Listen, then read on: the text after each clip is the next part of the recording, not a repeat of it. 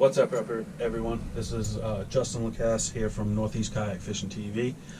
This is the 5th video in the my 6 best rods to take out on the kayak with me. This rod is a little bit different than the rest of them. This is not a 100% graphite rod.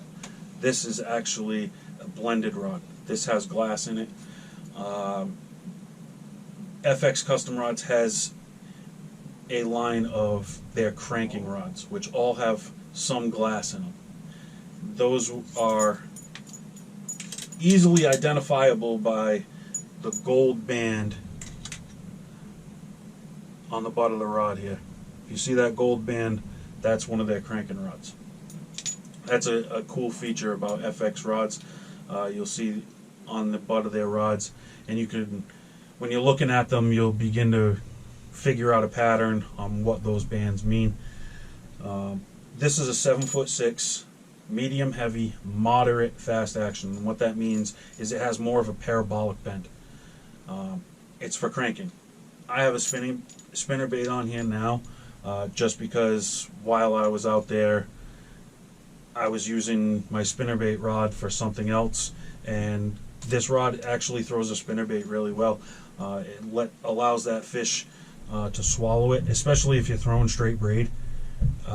Anybody who knows, there's no stretch in braid, so when you go to set the hook, it's easy to rip that bait away from the fish. So with that parabolic bend, it allows that rod to load up more, keep that bait in the fish's mouth, get a good hook set in them, and not have them come off on their way to the boat. Yes, it still happens. It's just part of fishing. But this rod right here is fantastic for cranking that medium depth. I don't crank much. I actually bought this for throwing lipless, and to me it's the best lipless rattle trap type rod out there. I mean, this thing throws a 3/4 ounce lipless a mile.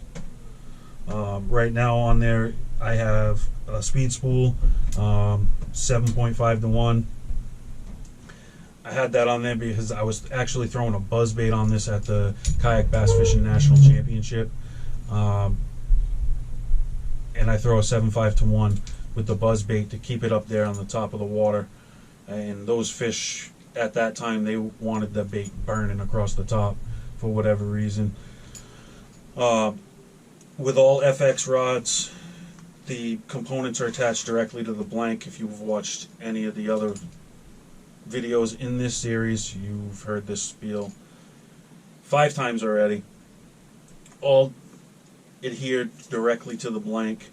No extra paint, foam, excess glue, all that crud that's going to take away from the vibration and the sensitivity of the rod. There's none of that. Only what is necessary. 100% graphite reel seat, Fuji non-corrosive guides. They're tangle freeze. They are great components on this rod. Lifetime warranty on the rod.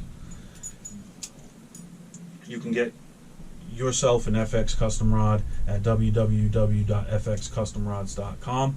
If you could throw Justin Lacasse in the pro staff box, that helps me out, helps keep me on staff, and helps me keep making videos and getting rods to show you guys. This rod, I use this rod for a lot of different things. Although it's a cranking rod, I've used it for spinnerbait, chatterbait. I know Paul Elias had made a video at one time where he was using this rod for a chatterbait in one of the MLF tournaments, where he was fishing some heavy grass. And like I said, spinnerbait, crankbaits. I don't throw a lot of crankbaits. Buzzbait, like I mentioned at the national championship, I was throwing a buzzbait on this, and I really bought it for lipless. So most of the time I'm throwing a lipless on this, but I will throw spinnerbaits, chatterbaits, and buzzbaits on it. And I always have at least one of those tied on, so that's why This rod is always in the kayak.